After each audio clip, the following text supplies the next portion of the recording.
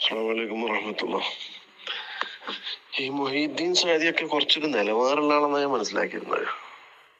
അല്പെങ്കിലൊക്കെ എന്തെങ്കിലുമൊക്കെ തിരിവാടുള്ളൊരു മനുഷ്യനാണ്. നമ്മൾ ഫത്ഹുൽ ബാരിയിൽ ഈ ദിക്രി മുആവിയ എന്ന് പറയാനുള്ള കാരണം എന്താണെന്ന് ഇമാം ബുഖാരിയെ വിശദീകരിച്ച് ഇബ്നു ഹജറുൽ അസ്ഖലാനിയുടെ തംബീഹിനെ കുറിച്ച് പറഞ്ഞിരുന്നു. അങ്ങനെ ഒരു തംബീഹ് ഫത്ഹുൽ ബാരിയിൽ ഉണ്ടോ ഇല്ലേ എന്ന് പറയലാണ് ആദ്യം അതിന് മറുപടി പറയേണ്ടത്. തംബീഹ് ഉണ്ടെങ്കിൽ ആ തംബീഹിന് ഒന്ന് ഹല്ല് ചെയ്ത് അർത്ഥം വെക്കാൻ ആൾ ശ്രമിക്കണം. അതാണ് നമുക്ക് ഒന്നാമത്തെ മറുപടി. ഈ ഹദീസുകളൊക്കെ കണ്ട സഹീഹ് ബുഖാരിയിലെ ഹദീസുകളൊക്കെ കണ്ട ഇമാം ഇബ്നു ഹജർ അസ്ഖലാനി ആണല്ലോ ഒരു തംബീഹ് അതിൽ കൊടുക്കുന്നത്. ആ തംബീഹിൽ അവസാനം ഇബ്നു ഹജർ അസ്ഖലാനിയുടെ ഭാഗമായിട്ട് പറയുന്നുണ്ട്, മുആവിനെ കുറിച്ച് പലരായി വന്ന ഹദീസുകൾക്കൊന്നും സനദില്ലാത്തതാണ്, ഒന്നും സിഹത്തില്ലാത്തതാണ് എന്നുകൂടി പറയുന്നുണ്ട്. അങ്ങനെ ഒരു തംബീഹ് ഫത്ഹുൽ ബാരിയിൽ ഇല്ല എന്ന് സ്ഥിരീകരിക്കലാണ് നമുക്ക് ഒന്നാമത്തെ മറുപടി. അത് അവർ ചെയ്തിട്ടില്ല. പിന്നെ അൽഹംദുലില്ലാ അയാള് സഹീഹ് മുസ്ലിമിലെ ഹദീസ് പറഞ്ഞത് അയാൾക്ക് ഏറ്റവും വലിയ അടിയാണ്. അതായത് ഫത്ഹുൽ ബാരിയിലെ ആ തംബീഹില് വഖിസ്സത്തുൻ നസായി ഫീ ദാലിക മശ്ഹൂറ എന്ന് പറഞ്ഞൊരു ഇബാറത്തുണ്ട്. ഇമാം നസായി തങ്ങളുടെ സംഭവം ഈ വിഷയത്തിൽ റാഫിലിയാക്കള് ചെയ്യുന്ന വിഷയത്തിൽ, നാസിബിയാക്കൾ ചെയ്ത വിഷയത്തിൽ മഷ്ഹൂറാണ് എന്ന് പറയുന്ന ഒരു ഭാഗം അതിലുണ്ട്. ആ ഭാഗം ഈ ഹദീസാണ്. ഇമാം നസായിയോട് ചോദിച്ചു മുആവിയുടെ മഹത്വം പറയാൻ. അപ്പൊ ഇമാം നസായി പറഞ്ഞു, മുആവിയുടെ മഹത്വമായി എൻ്റെ കയ്യിൽ ഒന്നുമില്ല.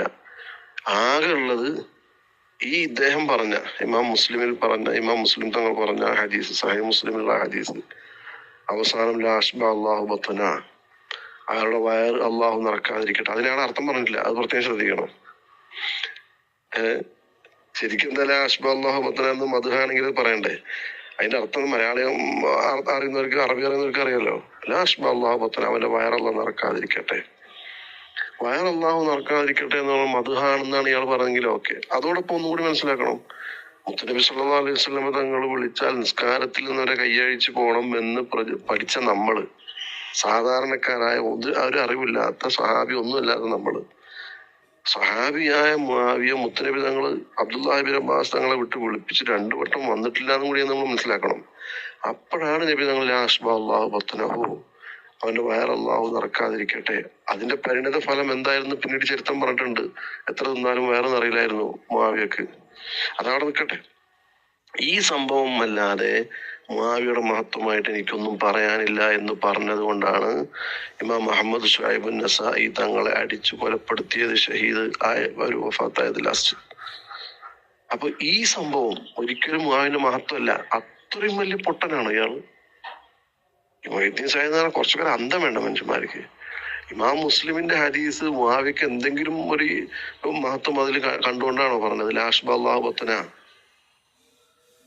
അപ്പോ ഒരു കഥയില്ലാത്ത കാര്യങ്ങളാണ് ഇവര് ജനങ്ങളോട് പറഞ്ഞുകൊണ്ടിരിക്കുന്നത്. പിന്നെ മനസ്സിലായത്. ആദ്യം നമ്മൾ തംബീഹിന് മറുപടി പറയാം.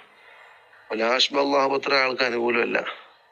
ആ ഹദീസ് ഇമാം മുസ്ലിമിന്റെ ഹദീസ് ആൾ എടുത്ത് ഉദ്ധരിച്ചത് ആൾക്ക് കേടാണ്. അതിന്റെ അർത്ഥം പറയാതെ ഒഴിഞ്ഞു മാറാൻ കാരണം അതാണ്. നബിതങ്ങൾ ആൾക്ക് വേണ്ടി ദ്വാരുന്നു. എന്ത് ദ്വാരുന്നു? ഹൈറിന് വേണ്ട. ലാ അശ്ബ അല്ലാഹു ബത്ന ദ്വാരക്കല്, അള്ളാഹു വയറ് നടക്കാതിരിക്കട്ടെ. ആരോടാണ് സത്യത്തില് പറയല്? തിന്നിട്ടും ബോധിയില്ലാത്ത ആൾക്കാരോടല്ലേ ലാ അശ്ബ അല്ലാഹു ബത്ന എന്ന് പറയല്? അപ്പൊ ഇങ്ങനെ പലതുണ്ട്. ഇതൊക്കെ വെറുതെ ഒളിച്ച് കളിച്ച് സംസാരിക്കാന്നുള്ള യാതൊരു കഥയില്ലതൊന്നും.